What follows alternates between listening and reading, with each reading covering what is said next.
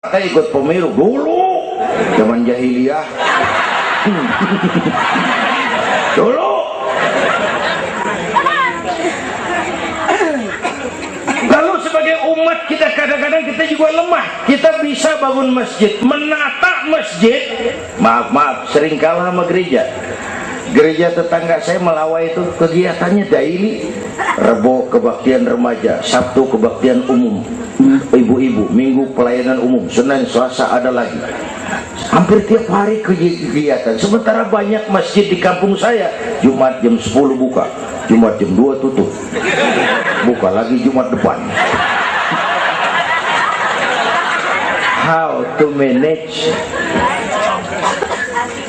Kita bisa bangun rumah sakit Islam, bersaing, kalah sama Omni. Berapa banyak rumah sakit Islam akhirnya jadi rumah Islam sakit.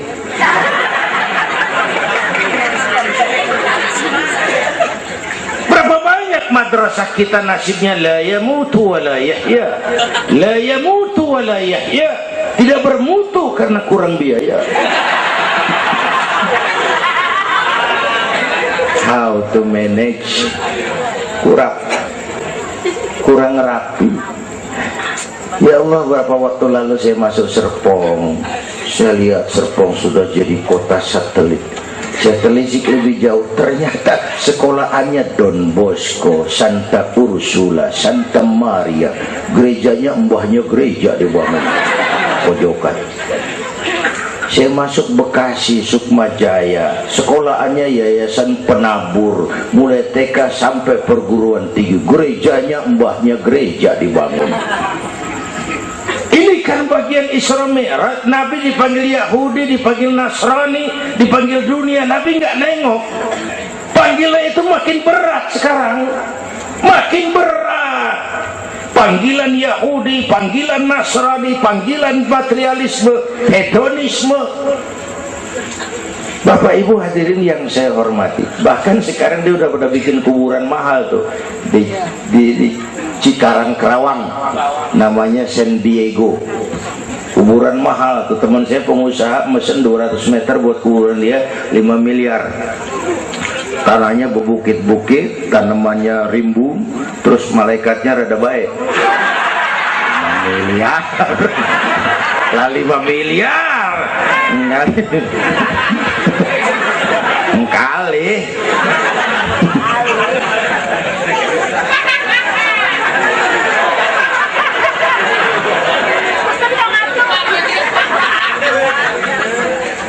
Oke, yang ketiga kutil, kurang teliti. Di masyarakat kita sekarang masyarakat mall, cepet heran, gampang kagum. Lihat tuh ibu-ibu, asal ada mall baru, rame-rame aja pergi. Belah sana buka, pindah ke sono, kagak belanja. Numpang heran doang. Ke sono heran, kemari kagum, ke sono wah, kemari wah. Belanja kagak. Lu ngaku lu. Ini masyarakat mall, cepet heran, gampang kagum. Nah, pakai cerita aja dah buat memudahkan nangkep secara utuhnya gini. Satu hari terjadi tabrakan di jalan, kenceng bener, wah, korban jatuh belepotan darah, dikerubungin orang banyak. Datang wartawan mengambil gambar dari dekat, susah, orang banyak banget pada ngerubung, nyari akal di wartawan. Tolong, saya dikasih jalan ke dekat korban. Orang nengok, saudara siapa? Saya bapaknya korban, katanya. Dia ngaku bapaknya korban, ya orang minggir kan. Minggir, ada bapaknya korban ini. Orang pada minggir semua, dia maju ke depan. Sampai di depan korban, pucat maka mukanya tuh wartawan, pucat. Kenapa? Yang ketabrak anak monyet.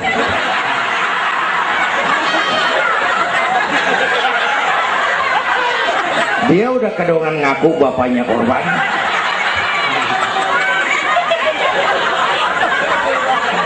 Ini cerita pendek tapi muatannya lumayan. Ya. Kalau belum kenal bener mah jangan buru-buru ngakuin. Ya. Kalau belum kenal bener jangan buru-buru ngakuin. Ya. Dia kagak tahu yang ketabrak siapa. ngaku aja saya bapaknya korban, makan lo jadi bapak monyet. Ini gara-gara penyakit kutil, cepet heran, gampang kagum. Bapak Ibu, sementara saya ulangi lagi, ini abad entertain, orang pada pinter bangun pencitraan. Oleh karena itulah maka benar-benar kita makmurkan majelis taklim, jangan jauh dari ulama dan habaib, itu basic kita. Tuh, atau itu peristiwa Isra Mi'raj. Yang kedua, itu Haram Aqsa, itu perjalanan horizontal. Aqsa Aras itu perjalanan vertikal. Ini Isra Mi'raj mau pesan, Bung, ada hidup sesudah mati, ada akhirat sesudah dunia. Semua kita perantau di Petamburan ini. Perantau kudu pulang. Orang yang selesai merantau di dunia disebut telah pulang ke rahmatullah. Kenapa pulang? Perantau, nggak boleh netep. Bodoh. Bodoh tahu bodoh? Goblok. Goblok. Bahlul lah, Madit itu. Bahlul, tahu Bahlul? Bego. Bego, ngerti bego? Minum es ditiup, bego banget tuh. Dikira ngebul panas kali.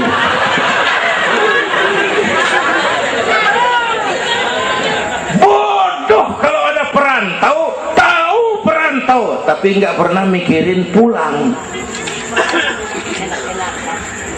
Nih, ibu-ibu nih, bakal mati nih. Mati.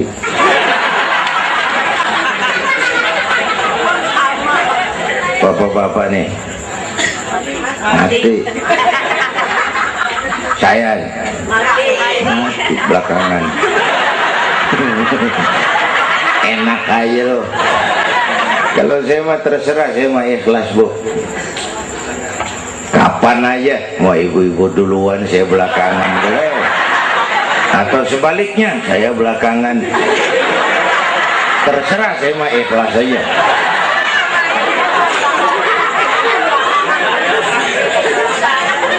Saya masih muda, Pak. Enggak urus.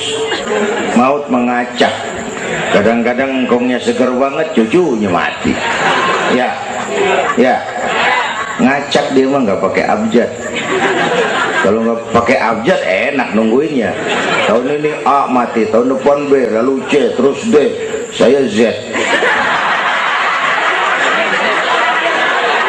Repot gua, nggak ada yang ngurusin. Orang udah habis.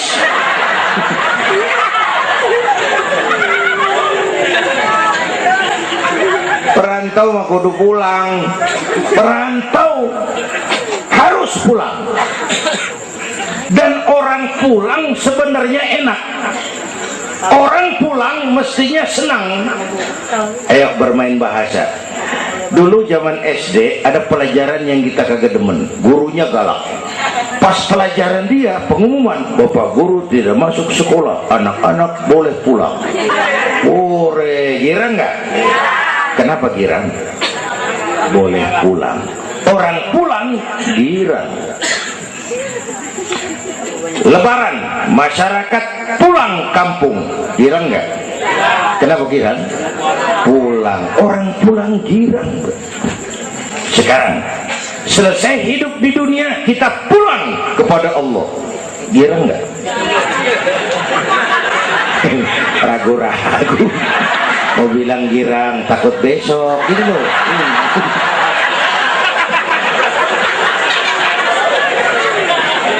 Mestinya orang pulang girang.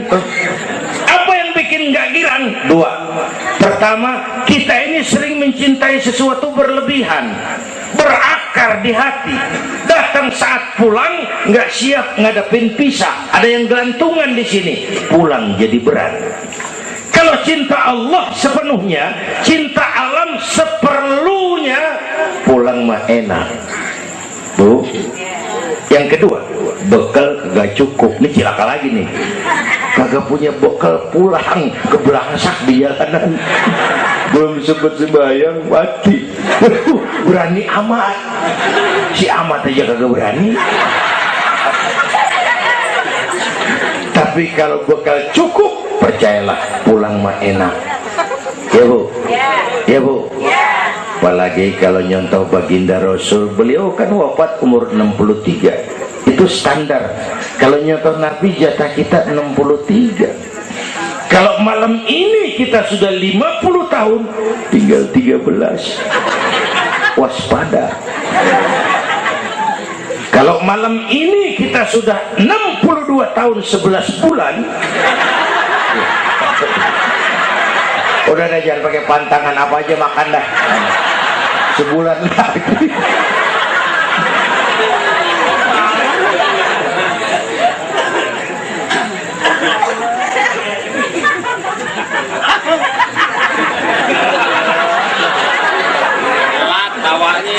Tapi pulang itu pasti.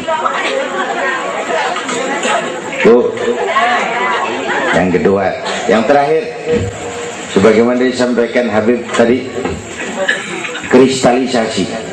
Dengan Isra Mi'raj kelihatan mana loyang mana emas. Yang beriman makin mantap, golongan Sayyidina Abu Bakar Siddiq. Yang ragu-ragu kafir lagi. Yang kafir makin kurang ajar, golongan Abu Jahal, Abu Lahab, Abu Sufyan, dan semua Abu lain kumpul.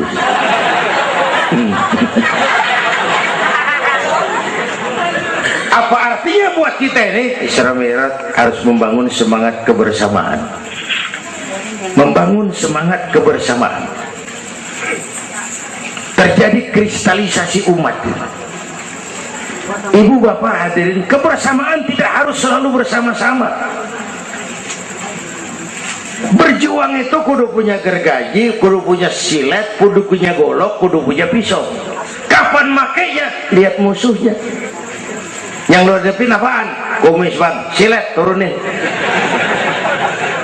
Yang lo hadapin apaan? Akar nangka bang, tampak maju. Berjuang. Gak bisa, yang lo hadapin apa? Kumis, tampak turun. Urusan gak rapi, bibir bonglak bang.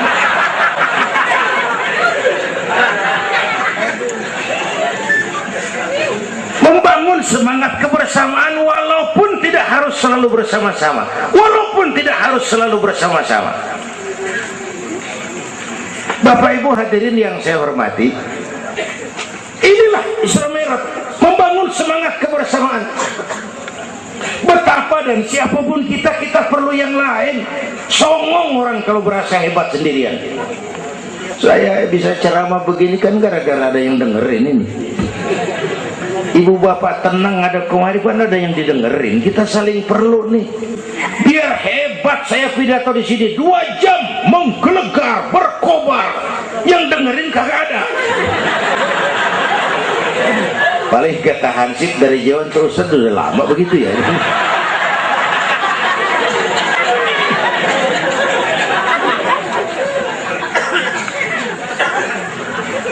Maka saya dengan segala ketulusan saya bersyukur ada FPI, ada Habib Rizik, saya bersyukur. Kita perlu semua berjuang. Nabi aja punya macam-macam kok. Nabi punya Abu Bakar Siddiq, sahabat merangkap mertua, orang tua bijaksana, tepat tapi tukar pikiran. Kampung tuh anget kalau ada yang dituain, ada Abu Bakarnya tuh kampung. Yang mana Abu Bakar?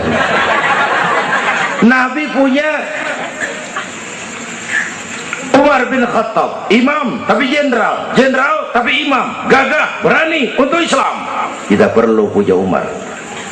Nabi punya Utsman bin Affan, ini yang rada susah nyarinya nih. Pengusaha tapi santri, penyandang dana. Kita perlu bangun masjid tuh nggak cukup pakai takbir. Allahu Akbar, kubah turun. Lu kudu beli semen, beli pasir, kudu ngecor, kudu ada Utsmannya. Ini muludan Isra Mi'raj begini nih, meriah begini kan kudu ada Utsmannya nih. Ada penyandang dana. Ya, semua berjuang, semua bergerak arahnya sama. Pengajian yang mingguan tuh maju kalau ada penyandang dana punya Utsman. ngarepin jamaah mah repot dah. Yang ngaji 3 pojokan, yang atuh uap, yang atuh kempet, yang atuh pules. Ustad pegel. Lagian nih maaf, kita lebih suka ngargain burung beo daripada ustadz yang ngajarin kita di pengajian. Burung beo mah bisa ngomong dikit banget, assalamualaikum, assalamualaikum. Beo ngerti kagak, paseng kagak, assalamualaikum, assalamualaikum. Beo tuh, assalamualaikum, assalamualaikum. 1 juta. Beo, assalamualaikum, assalamualaikum. 1 juta beo. Beo, juta. Ustadz yang ngajar kita di pengajian, assalamualaikumnya cakep banget, nerangin kitab selembar beniran mulut, pulang 16.000. Lah udah gitu sendalnya hilang lagi, bangpak bener.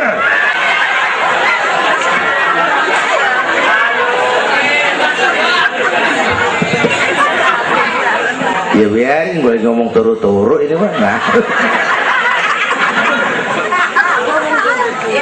Perlu Usman. Apalagi Nabi punya yang Ali bin Abi Thalib, tokoh muda tapi intelek. Itu malam mau hijrah pan, nih flashback dikit. Rumah Nabi pan dikepung, pagar betis, rapat. Jangan orang, tikus kagak bisa lewat. Pagar betis. Di dalam bertiga, Nabi, Abu Bakar, Imam Ali. Apel siaga 1. Tengah malam Nabi bilang, ya Abu Bakar, labbaik ya Rasul. Ayo kita berangkat hijrah. Baik ya Rasul. Ali, saya ya Rasul. Kamu gantikan saya. Apa ya Rasul? Tidur di tempat tidur saya. Baik ya Rasul. Tidur di tempat tidur Nabi pada malam rumah dikepung. Resikonya nyawa. Memang tempat tidur itu yang diincar, bakal dibunuh, dan Imam Ali tahu, dan beliau masih muda, dan beliau kagak nawar. Jangan saya Nabi, Abu Bakar yang tuaan.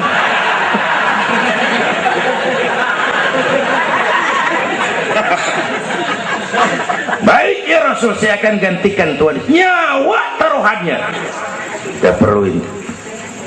Yang kelima, Nabi punya Khadijah binti Khuwailid, perempuan pertama yang beriman. Orang lain belum iman, beliau iman. Orang lain musuh Nabi, beliau korbankan hartanya bantu Nabi. Islam akan jaya kalau muncul Khadijah baru.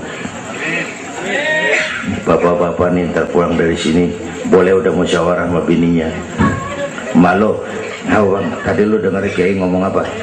Apa? Ya gue mau nyari Khadijah ini bagaimana? Umpamanya ini, umpamanya ini bukan ngasih tahu bang, ngajarin ini mah. Dan memang ibu mestinya lebih terima kasih sama Rasulullah. Dunia 14 abad yang lalu kita baca tuh petanya tuh, Eropa masih biadab, Afrika belum ditemukan orang, Amerika belum diinjak Christopher Columbus, Asia sangat terbelakang, perempuan menyedihkan, dilahirkan hanya untuk melahirkan, pemuas nafsu, harganya murah. Nih sebelum Rasulullah datang nih, murah nih. Nih, sebelum Rasulullah datang, murah. 1003 yang berodol.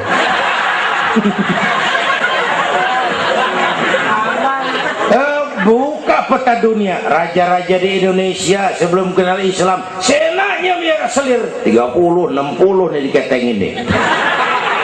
Sultan-sultan Turki ratusan piara haram di istana. Kaisar terakhir dinasti Ming Cina bangun istana 1000 kamar. Kenapa? Bininya 1000. Lah haula. Saya cuman nggak bayangin tuh raja kalau bininya sampai 1000, kapan pakai kolor tuh raja.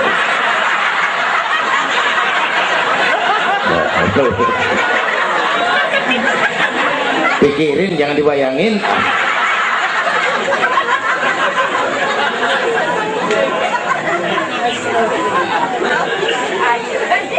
Baginda terenyuh lihat itu, An-Nisa Imadul Bilad, perempuan tiang negara. Kalau baik perempuan, baik negara. Kalau rusak perempuan, hancur negara.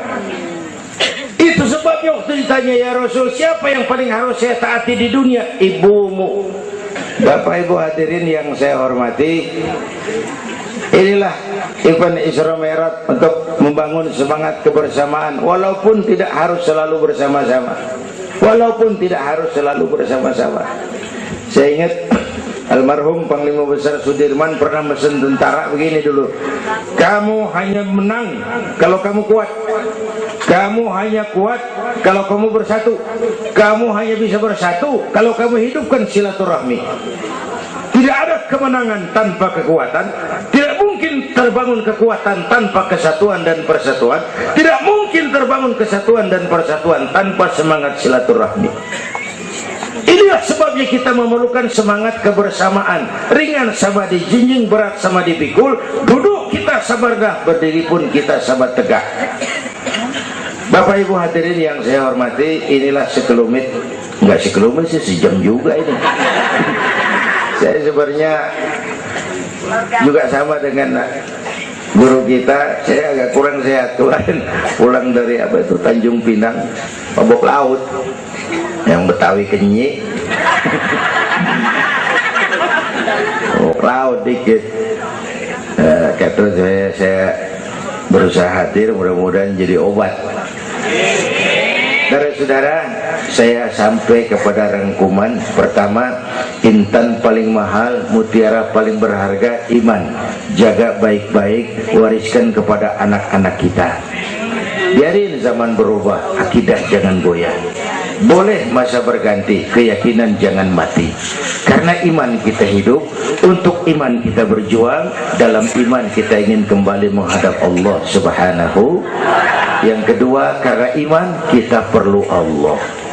Ibadah yang kita kerjain bukan buat nyenangin Allah kok. Se-Asia nggak ada yang sembahyang, Allah nggak berhenti jadi Tuhan. Bener ini, ibadah kita manfaatnya buat kita juga. Kita yang perlu Allah.